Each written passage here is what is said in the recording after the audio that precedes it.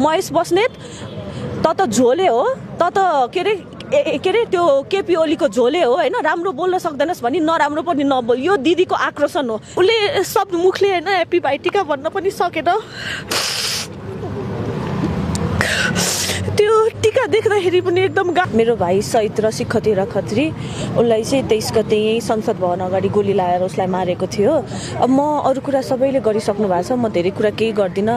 म यति भन्छु कि भाइटिकाको दिन अब उहाँ नानीहरू यत्रो सानो नानीहरू अघि बोलिहाल्नु भयो, उहाँहरूले अब जिन्दगी अब त्यो दाईको त्यो भाइको टिका कहिले लाउन पाउनुहुन्न। त्यही मलाई पनि आजको दिन त आमा बुवालाई भन्दा नि दिदी बहिनीहरूलाई कति गाह्रो हुन्छ होइन। सबैको टाउकोमा निधारमा टिका देख्दाखेरि त्यो सम्झना सम्झेर मन यति पिरोल्छ होइन, त्यो पीडा छुट्टै छ। अनि म यति भन्छु कि तपाईँहरू झोले होस् जे होस्, तर तपाईँहरूमा मानवता चाहिँ हुनुपर्छ। आएर यसरी मान्छे मार्दाखेरि पनि यिनीहरू आतङ्ककारी हो, गुन्डा हो, यो चोर्न जाँदा त भएको हो भन्न तपाईँहरूलाई अलिकति लाज लाग्नुपर्ने हो। मानवता भएको मान्छेले त्यस्तो कहिले पनि बोल्न हुँदैन होइन। जतिसुकै होस्, इभन दुश्मनलाई पनि त्यस्तो बोल्न राम्रो हुँदैन है। तपाईँहरूमा चाहिँ मानवता छैन भने अलिकति मानवता लिएर आइदिनुहोस्। राम्रो शब्द बोल्न सक्नुहुन्न भने नराम्रो शब्द पनि नबोलिदिनुहोस्। मेरो चाहिँ त्यति बिन्ती छ। अब यति हो कि सबैको दिन आउँछ। हाम्रो आँसु साँचो छ भने हाम्रो आँसुले पिरोल्छ तपाईँहरूलाई, हाम्रो आँसु लाग्छ।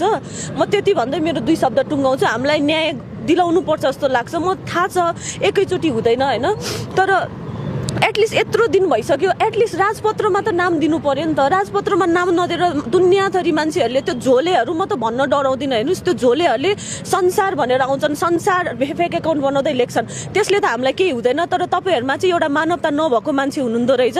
तपाईँले यदि गौतम बुद्धलाई मान्नुहुन्छ भने तपाईँले गएर शिव भगवान के अरे हाम्रो कृष्ण भगवानहरूलाई नराम्रो पनि भन्नु हुँदैन। तपाईँले भगवान एउटा मान्नुहुन्छ नि अर्को भगवानलाई नमाने पनि अपमान चाहिँ गर्नु हुँदैन। त्यस्तै भन्छु म। हाम्रो शहीदहरू पनि भगवान जस्तो हो।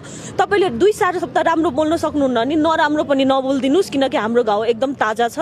यस्तो कसैको नराम्रो शब्दले पनि एकदमै पीडा हुन्छ। तपाईँहरूको नि दिन आउँछ जसले बोल्नुहुन्छ, सबैको दिन आउँछ। भगवान हुनुहुन्छ भने सबैले देखाइदिनुहुन्छ। हाम्रो आजको यो आँसुले तपाईँहरूलाई लाग्छ, यो सानो नानीहरूको आँसुले लाग्छ।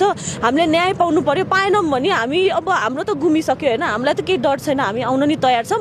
महेश बस्नेत त झोले हो त के अरे त्यो केपी ओलीको झोले हो होइन। राम्रो बोल्न सक्दैनस् भने नराम्रो पनि नबोल। यो दिदीको आक्रोशन हो, यो नानीहरूको आक्रोशन हो। त्यति चाहिँ म भन्छु, डराउँदिनँ जा। यति हो। जस्तो कि तिहारमा भाइको निधारमा सजिनुपर्ने सप्तरङ्गी टिकाहरू आज तपाईँहरूले फोटोमा सजाइरहनु भएको छ, फोटोमा लगाइरहनु भएको छ। एउटा दिदीले एउटा भाइ यसरी गुमाएको छ, जिन्दगीमा भाइ टिकामा टिका लगाउन सकिन्छ? धेरै गाह्रो पर्छ। मेरो आफ्नो भाइ ऊ हो, मेरो अर्को अङ्कलको छोरा पनि छ सन्देश। म 2 जनालाई एक सरग माया गर्छु होइन, गर्छु।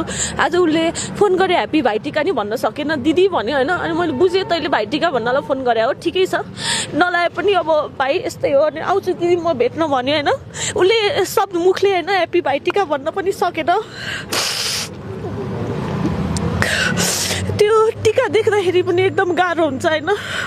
तर त्यही हो, तपाईँहरू 2-4 शब्द राम्रो भन्न सक्नुहुन्न भने नराम्रो पनि नभनिदिनु।